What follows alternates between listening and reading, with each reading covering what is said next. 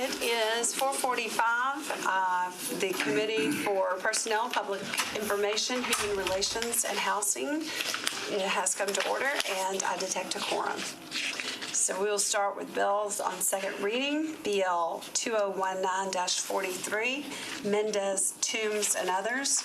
Amends Chapter 5.004 of the Metro Code to require certain financial communications from the state of Tennessee to be submitted to the Metro Council.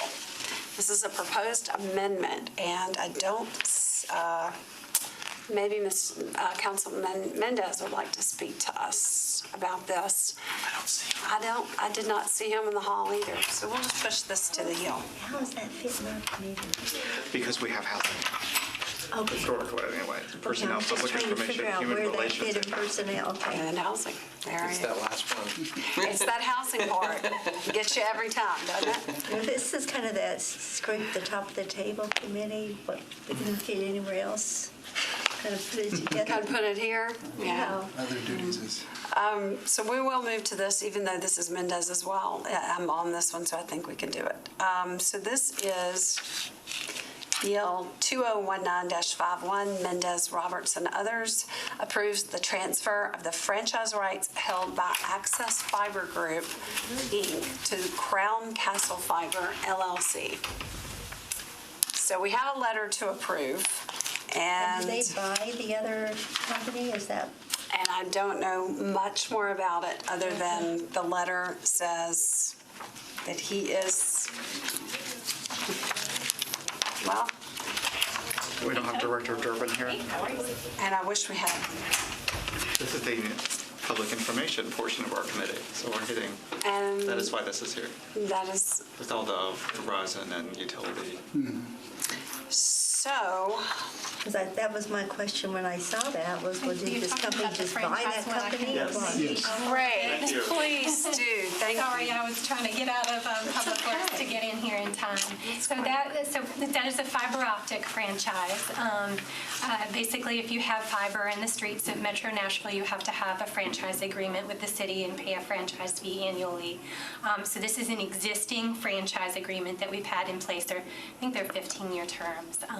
And this one's been in place for probably more than 10 years at this point. But the company that had it, which was Access Fiber Group, was acquired by and merged into another company. Okay. So it's kind of ceased its legal existence, and it's in the name of the other company now. And so the other company now needs to be the franchise holder. Okay. And the code requires that those kinds of assignments come back to council for approval. Okay. But it's the same infrastructure, same Yeah, okay. system. So I feel comfortable, if you all do, on this, to vote, so all for? Yes. All right. Any opposed? Any abstentions? So what we can do is Toombs here. Has anyone seen? She was in planning. I hate to defer it by rule, but What is her bill? her bill was the first one we read, which is 2019-43, amending Chapter 5.04 of the Metro Codes to certain financial communications from the state of Tennessee to be submitted to the Metro Council. I feel like that's one we probably need to hear a little more about.